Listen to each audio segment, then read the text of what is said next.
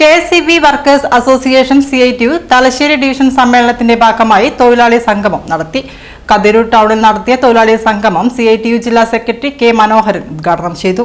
നരേന്ദ്രമോദിയുടെ ഗവൺമെന്റ് പുതിയ ലേബർ കോഡിന്റെ ഭാഗമായിട്ട് കൊണ്ടുവരുന്ന നിർദ്ദേശങ്ങളെക്കുറിച്ച് നമ്മൾ പ്രസക്തമായി ചർച്ച ചെയ്യുമ്പോൾ 8 മണിക്കൂർ ജോലി എന്ന് പറയുന്നത് ഇനി രാജ്യത്തിനകത്ത് ഇല്ലാതാകാൻ വേണ്ടി പോവുകയാണ്. അത് വൈദ്യുതി മേഖലക്ക് ബാധകമാണ്, അതുപോലെ തന്നെ സർക്കാർ ഓഫീസുകളിൽ ബാധകമാണ്, ഫാക്ടറികളിൽ ബാധകമാണ്, എല്ലാ തൊഴിൽ മേഖലക്കും ബാധകമാകാൻ വേണ്ടി പോകുന്ന പുതിയ നിർദ്ദേശമാണ് ലേബർ കോഡിലൂടെ അവതരിപ്പിച്ചിട്ട് ഉള്ളത്.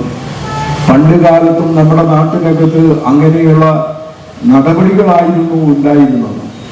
16-18 മണിക്കൂർ തൊഴിലാളികൾ ജോലി ചെയ്തിരുന്നു. ആ തൊഴിലാളികൾ ജോലി ചെയ്യുമ്പോൾ അവരനുഭവിച്ചുകൊണ്ടിരിക്കുന്ന ദുരിതങ്ങൾ ഭീകരമായിരുന്നു. ആ ഭീകരമായിരുന്നു എന്ന് പറഞ്ഞാൽ ഇന്ന് അത്തരം കാര്യങ്ങൾ പറയുന്ന ഘട്ടത്തിൽ പുതിയ തലമുറക്കകത്തുള്ളവർ അതിനെക്കുറിച്ച് കാണുക ഇതെന്തോ ബടായി പറയുകയാണ്.